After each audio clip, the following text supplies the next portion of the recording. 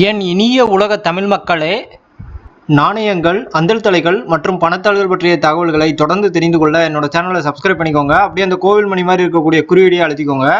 இன்றைக்கி நம்ம என்ன பார்க்க போகிறோன்னா, இப்போ இடதுபுறத்தில் இருக்கக்கூடிய 10 ரூபா நாணயத்தில் இருக்கக்கூடிய அபூர்வமான குறியீடுகளோ அந்த நாணயத்தோட வரலாறுகளையோ இந்த காணொலி வாயிலாக பார்க்க போகிறோங்க. காணொலியை முழுமையாக பாருங்கள், மறக்காமல் எனக்கு லைக் பண்ணுங்கள். இந்த 10 ரூபா நாணயம் வந்து பார்த்தீங்கன்னா இந்தியாவில் முதல் முறையாக வெளியிடப்பட்ட பொதுவான வகை 10 ரூபா நாணயங்க. அது இந்த நாணயத்தோட சிறப்பு. இந்த பொதுவான வகைங்கிறத வந்து பார்த்தீங்கன்னா ஆங்கிலத்தில் டிஃபினேட்டிவ் காயின்ஸ்னு சொல்லுவோம். நீங்கள் நினைக்கலாம் 1969 முதல் முறையாக ஒரு 10 ரூபா நாணயம் வந்துட்டேன்னு. அது வந்து பார்த்தீங்கன்னா கமமரேட்டிவ் காயின்ஸ்னு சொல்லுவாங்க. அதெல்லாம் அதாவது தமிழில் சொல்லணும்னா அதெல்லாம் நினைவான வகை நாணயத்தை சேர்ந்தது. இந்த நாணயம் வந்து பார்த்தீங்கன்னா 2005லேருந்து 2007 வரைக்கும் தொடர்ந்து அச்சடித்தாங்க. அதுக்கப்புறம் வேறு மாடல் மாற்றிட்டாங்க 10 ரூபா நாணயத்தில். அதே போல் 10 ரூபா நாணயத்தில் நிறைய வதந்திகள் பரப்பப்பட்டுக்கிட்டு இருக்கு. அதாவது 10 ரூபா நாணயம் செல்லாதுன்னு. இல்லைங்க, 10 ரூபா நாணயம் வந்து இன்னைக்கு வரைக்கும் அது புழக்கத்தில் தான் இருக்குது.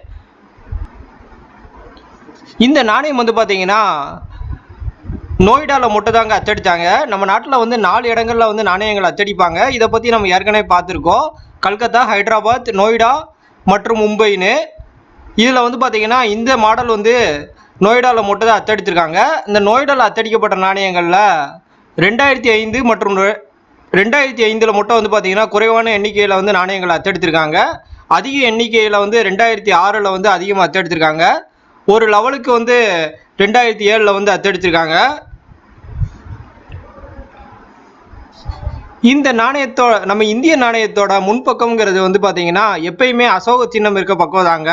அதே போல் இந்த நாணயத்துலேயும் முன்பக்கம் வந்து பார்த்தீங்கன்னா அசோக சின்னம் இருக்க பக்கம் தாங்க. அதுக்கு கீழே வந்து சத்தியமே ஜெயந்தேங்கிற அந்த வார்த்தை வந்து இருக்கும். இந்த வார்த்தைக்கு தமிழ் அர்த்தம் என்னன்னா வாய்மை வெல்லுங்கிற அர்த்தத்தை வந்து குறிக்கோங்க. இதுக்கு வலது புறத்தில் 10 ரூபாங்கிற அந்த டினாமினேஷன் இருக்கு. அதுக்கு மேலே வந்து பார்த்தீங்கன்னா ஹிந்தி மற்றும் ஆங்கிலத்தில் இந்தியாங்கிற வார்த்தை இருக்கு. அதுக்கு கீழே அந்த நாணயம் அச்சடிக்கப்பட்ட வருடமும் அதுக்கும் கீழே வந்து பார்த்தீங்கன்னா எந்த நாணய சாலையில் அச்சடிக்கப்பட்டிருக்குங்கிற அந்த குறியீடு வந்து இருக்குங்க. நோய்டாவில் அச்சடித்திருக்கனால வந்து பார்த்தீங்கன்னா அங்கே புள்ளி குறியீடு இருக்கு. அதே போல் இந்த நாணயத்தோட பின்பக்கத்தில் நீங்கள் பார்த்தீங்கன்னா அந்த பெஸ் சிம்பிள் மாதிரி இருக்கும். இதுக்கு என்ன அர்த்தம்னா வேற்றுமையில் ஒற்றுமைங்கிற அர்த்தத்தை வந்து குறிக்குதுங்க. நம்ம இந்திய நாடு வந்து பார்த்தீங்கன்னா பல்வேறு மொழிகள் பேசுகிறவங்க இருக்கோம். அதே போல் பல்வேறு மதத்தினர் வந்து இருக்கோம். பல்வேறு ஜாதிகள் அதுக்குள்ளேயே இருக்குது. இப்படி வந்து பல்வேறு பிரிவுகளாக பிரிந்தாலும் இந்தியன்கிற அந்த உணர்வோட என்றைக்குமே நம்ம ஒற்றுமையாக தான் இருக்கோம். அந்த ஒற்றுமையை வந்து பறைசாற்றும் விதமாக வந்து இந்த நாணயம் வந்து அச்சடிக்கப்பட்டிருக்குங்க. இந்த நாணயத்தில் 2 லேயராக இருக்குங்க. அதை நீங்களே பாருங்கள். இந்த 2 லேயரில் வந்து பார்த்தீங்கன்னா இதை வந்து பார்த்தீங்கன்னா அவுட்டர் எர்த்து இன்னர் எர்த்துன்னு வந்து ஆங்கிலத்தில் வந்து சொல்லுவாங்க. அதாவது வெளிப்புறம் உள்புறம்னு. இதில் வந்து பார்த்தீங்கன்னா அந்த சென்டர் சைடாக இருக்கக்கூடிய பொசிஷன் ஃபுல்லாமே வந்து செம்மணிக்கல் உலோகத்தால் வந்து தயாரிக்கப்பட்டிருக்குங்க. அதே வந்து மேல்புறம் வந்து பார்த்தீங்கன்னா அலுமினியம் மற்றும் வெண்கலத்தால் வந்து தயாரிக்கப்பட்டிருக்குங்க. இந்த நாணயத்தோட எடைன்னு வந்து பார்த்தீங்கன்னா 7.71 கிராம், விட்டம் 27 மில்லிமீட்டருங்க. இந்த நாணயத்தில் அபூர்வமான வருடம்னா அந்த 2005 வருடத்தை மட்டும் தாங்க சொல்ல முடியும். ஏன்னா அங்கே அந்த வருடம் மட்டும் தான் குறைவான எண்ணிக்கையில் நாணயங்கள் அச்சடிச்சிருக்காங்க.